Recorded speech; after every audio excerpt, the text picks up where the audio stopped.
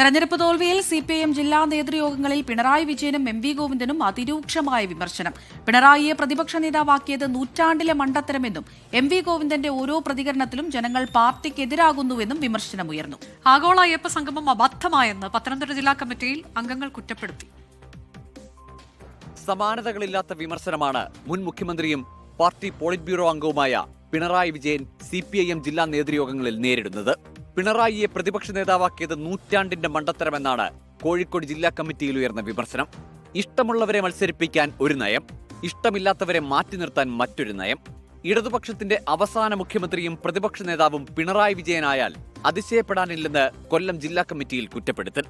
തോൽവിയുടെ ആഘാതം കൂട്ടിയതിൽ പ്രധാന ഉത്തരവാദിത്തം പിണറായിക്കെന്ന് പാലക്കാട് ജില്ലാ കമ്മിറ്റിയിൽ നേതാക്കൾ കുറ്റപ്പെടുത്തി.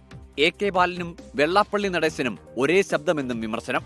PK ശ്യാമളയുടെ സ്ഥാനാർത്ഥിത്വം ചൂണ്ടിക്കാട്ടി കണ്ണൂർ ജില്ലാ കമ്മിറ്റിയിൽ എം വി ഗോവിന്ദനെതിരെ ഉയർന്നത് വലിയ കുറ്റപ്പെടുത്തൽ.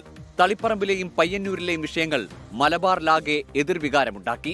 ജില്ലാ സെക്രട്ടറി KK രാഗേഷിന്റെ വിശദീകരണങ്ങളിൽ വ്യക്തതയില്ലെന്നും ചിലത് പരിഹാസ്യമായി മാറിയെന്നും നേതാക്കൾ കുറ്റപ്പെടുത്തി. പിണറായി വിജയനെ പ്രതിപക്ഷ നേതാവാക്കിയ തീരുമാനം തിരുത്തണമെന്നും എം വി ഗോവിന്ദൻ സംസ്ഥാന സെക്രട്ടറി സ്ഥാനത്ത് നിന്ന് മാറി നിൽക്കണമെന്നും ജില്ലാ നേതൃയോഗങ്ങളിൽ അഭിപ്രായമുയർന്നു. വിവിധ ബ്യൂറോകൾക്കൊപ്പം ന്യൂസ് ഡെസ്ക് 24.